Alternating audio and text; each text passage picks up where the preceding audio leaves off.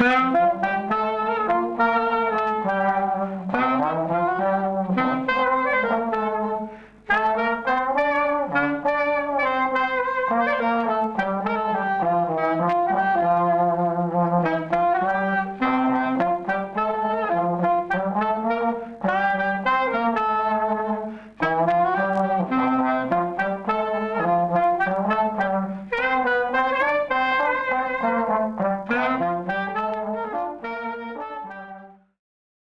panier sert pour le transport des appelants.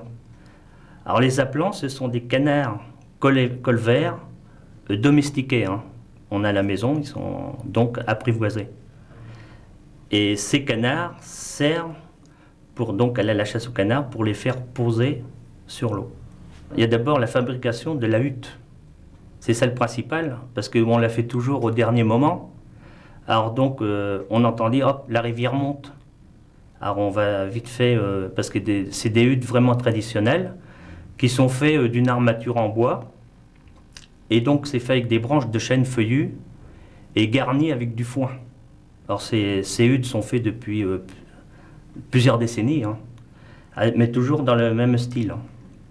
Alors la chasse aux canards, ça consiste à tendre les appelants, donc les canards domestiqués, à une vingtaine de mètres de la hutte. Alors nous nous servons on tend d'abord que les cannes.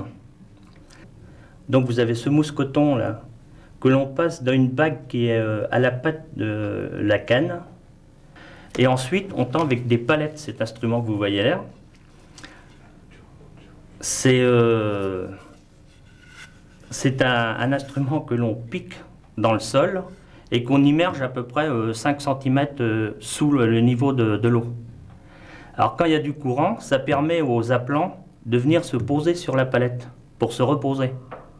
En général, on tend ces appelants la nuit, enfin 1 heure avant le lever du jour, et on attend de voir des volées de canards passer. Alors dès que les canards, on voit une volée de canards, alors en général on est 2 dans la hutte, il y en a un qui dit hop, là une volée de canards. Alors on prend un mâle que l'on attache avec un mousse-coton tout pareil à la patte et qui est muni au bout de la ficelle d'un crapin. Ça c'est pour le repêcher après ça. Et on le jette hors de la hutte. Alors le canard s'envole, il va tomber avec ses cannes, parce que le canard est très fidèle, il reconnaît ses cannes, il va tomber avec. Et les canards sauvages, voyant ce canard tomber à l'eau, les incitent à se poser. Mais bon, c'est pas évident parce qu'il y a les sens du vent, il y a le sens du vent qui joue. Alors si vous avez un vent d'ouest, et puis que votre hutte elle se trouve plus à l'est, bon les canards, s'ils se posent, ils ont tendance à se poser plus contre le vent. Alors s'il y a une hutte d'un copain qui est plus à l'ouest, ils vont tomber à lui. Alors on essaye par tous les moyens de les faire tomber à nous. Mais bon, c'est pas évident.